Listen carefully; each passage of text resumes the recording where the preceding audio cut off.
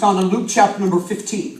The Bible says there was a young man who was a very exciting person. He was probably one of the party boys of his time. He loved life and he loved to party. He loved to hang out with everybody. He loved beautiful people. He loved to spend time with beautiful people. He liked to be around people who had money. And one day he decided that he had enough time living underneath his father's rule. He walked up to his dad and he said, "Dad, I no longer want to be a part of your home. I no longer want to live underneath your house and live underneath your rules. I wonder if you can give me my part of the inheritance." You see, this man was the younger brother. He walked up to his dad and he said, "I want my inheritance." It was like looking into the face of his father and saying, "I'd rather have your money than have you. I'd rather have your money than have you with me." It was like looking into the face of his father and wishing that his father were dead. And so most people believe that this man had a lot of money, and most of it was probably in land. And so just for his son to receive his inheritance would have meant that his father would have had to sell vast amounts of land that he owned just to turn and then give it to his son.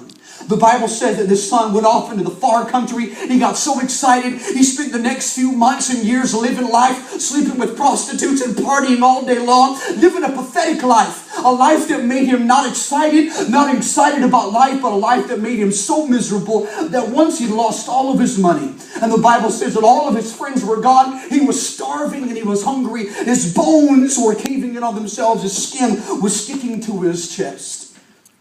And he found a job feeding pigs. One day while he was feeding pigs, he was so hungry that even the food that the pigs were eating looked good to him. Have you ever seen what a pig eats? A pig doesn't eat a lot of corn. A pig eats the leftovers from the meals. The pig eats the leftovers. Everything that you don't eat that's been on your table gets thrown into a bucket and poured into the pig's slop bucket. My grandfather was a farmer and he used to have pigs. They are some of the nastiest, creepiest, dirtiest animals that I've ever seen in my entire life. This man became so hungry that he got down on his knees, he put his head into the bucket where the pigs ate, and he started to eat all of their food along with him. And the Bible says something incredible happened in that moment. The Bible says that all of a sudden this man came to his senses. If you're ever going to come to your senses, you've got to be out of your senses. You can't come to your senses and have everything perfectly. You can't be walking along one day and say, "Aha, life makes sense. The sun is just a little bit brighter." Unless all of a sudden you've come to a moment of clarity in your life and you realize that everything that you've been doing is not the way that God has intended it. The Bible says he came to his senses and he realized, he said, even my father's servants, who he pays money to work in his field, eat better than I do. Even my father's hired maids eat better than I do. And he decides that he's going to go home. He has no money. He has no transportation. Everything that his father had given him years ago was all wasted and spent. And he looks at himself and he says, "I'm not even worthy to live with my father. If maybe my dad would pay me just a little bit of money so that I could be a hired hand and maybe I could live in one of the stables of the property. Maybe I could live with somebody else on the property. If only my father would allow me to come back. I'm not even worthy to live with my dad. If only he would spare my life." And the Bible says that this man decided to go all the way back to his home. He prepares his speech and then he heads for his home. Jordan, would you just come back up and play real softly? I've always imagined this young man on the way back to his home preparing his speech, getting ready for what he's going to say to his father on the day that he finally sees his dad. But I've also imagined the father. I've imagined this dad probably standing on the roof of the home, looking in the distance, waiting on his son.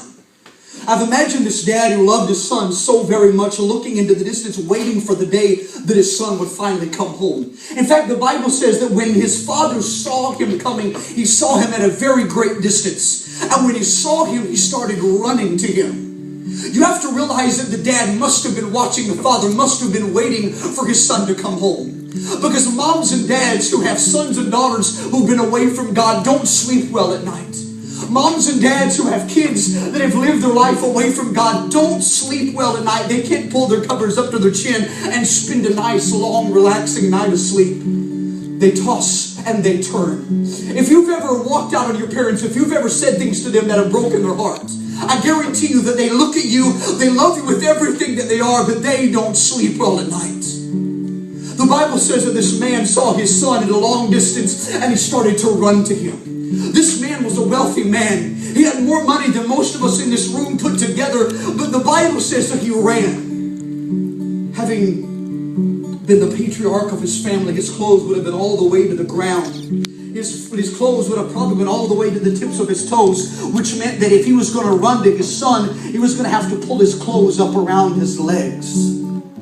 It would have made him look foolish.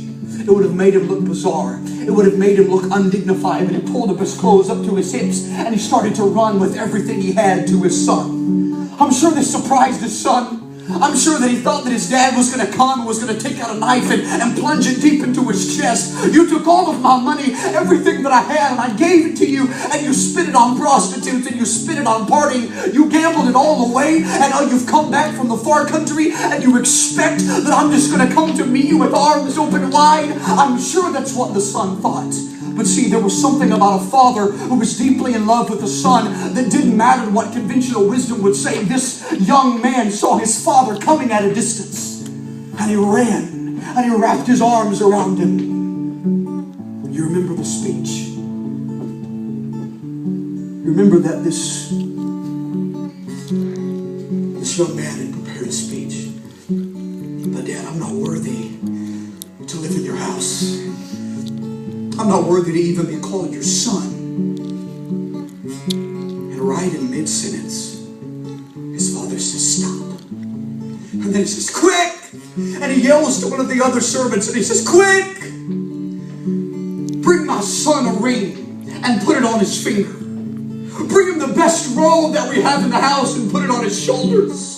Take out the fatted calf. We're going to have a party tonight. We're going to have a celebration because my son who was gone, my son who was lost has been found. See, to have the nicest robe in the house would have meant that the father was taking his own clothes and putting around his son's shoulders.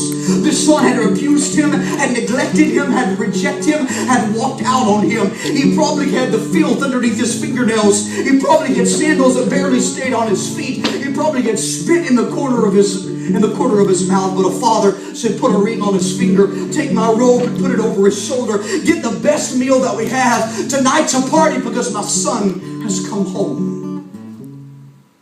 That night they were all gathered together in the celebrating hall. The music was loud and everyone was excited until the older brother came home. The older brother came home and he stopped at the entrance and he said, why all the songs? Why all the music? One of the servants said, your brother, he's come home. He's been gone so long, but he's home. And instead of being excited that his younger brother had finally come home, the Bible says that his older brother was mad. And he refused to even go inside the party. And so finally the father had to come out and stand in front of his son and said, son, why won't you come in and celebrate? Your brother that was lost has been found. Why won't you come into the party and eat and drink and have a great night because your brother has finally come home? And this young man, this older brother, looked at his dad and said, I've never disobeyed you. I've always listened to you. I've never asked for any of your money. I've always given you my best, and you've never given me anything. You've never even given me a goat that I can go out and celebrate with my friends. I'm all here by myself. And when your son, who's gambled away everything that you have, comes back, you throw the biggest party that you can. Why won't you do any of that for me? And his dad looked at him and said, you have everything that I have. Everything that I have is yours. Now let's go and then celebrate your brother. I want you to understand something simply tonight. That every single one of us in this room is either one of three people. Every single one of us in this room is either the younger brother, the older brother, or the understanding. Some of us in the room tonight, we're the younger brother. We decided that we don't want to listen to our parents. We don't want to listen to what God would want us to do in our life. We want to do it all our own way, all the way that we feel like it, our own method, our own timing. We are ready to have life our way. There probably is a time in each and every one of our lives when we wish that we didn't have rules and regulation, that we could do everything the way we wanted to do it. Some of us in the room are the younger brother. We wish that everybody would just give us what we're owed and what's due us so we can just do life our own way. The problem with being the younger brother is that it never leads to freedom. It only leads you to a moment when you're sitting in the bottom of a pigsty wishing that something better had come to you. This is not what you expected. This is not where you thought you would be. This is not the life that you had imagined. Some of us tonight are the older brother. We've always done our best. We've always tried. We've always strived. We don't go out and party. We watch the right things. We don't let the wrong things come out of our mouth. We come to youth service on Sunday morning every single time the doors are open. We worship with our hands in the air. Everything about our life speaks and screams perfection. The problem is that we're angry and we're bitter that God would love those of us in the room who probably aren't as perfect as we are. Some of us in the room are the older brother. We wish that everybody who ever did wrong would get their punishment. They would get what they deserved. I've always done right. I've always tried to be the good child. I've always tried to be the right one. Why in the world does she get everything that I should get? Why in the world does he get your party? Why does he get all these things that I should get? I'm the one who's done right. He's the one who's done his own thing. Why shouldn't I get what he gets? Some of us in the room are the older brother. But then thankfully there are some of us in the room who are the understanding. We're the ones who realize that God is the Father.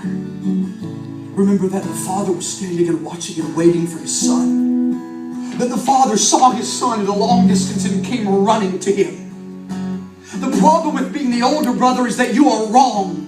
There is sin in your life. The problem with being the younger brother is that you are wrong. There is sin in your life. And the thing that some of us do not understand is that both of us are separated from God. It doesn't matter if you party all night long and you watch porn until late in the night. You are wrong. It doesn't matter if you stand up and you worship God with everything you have. But inside of you there is bitterness, pride, and anger. You are far from God. And if you are ever going to experience freedom in Jesus Christ, it's by understanding that your Father stands at a distance waiting to see you coming, and then he pulls up his clothes to his hips and he runs with everything he can to meet you where you are. You do not have to come all the way. God meets you in the middle of the road to find you where you are so that you can experience life, joy, and understanding. If you're the older brother, it's time for you to forgive. It's time for you to look past everybody's mistakes, everybody's problems, everybody's situations, and admit that God still sets people free. If you look at your life and say, Jacob, I am the younger brother. And it's time for you to look at your life and say, I am sick of being here. I'm sick of eating with the pigs. I'm sick of what used to look bad now looking great. I want to go back home. I want to go back to my dad's house. I want to go back and I want to live with them. I'm tired of being off by myself. I want to go back to the Father. Tonight I want you to understand something, that freedom belongs to you and it is yours. Shall you, can you, will you accept that the Father comes running to you? I want you to bow your heads and close your eyes all over this room.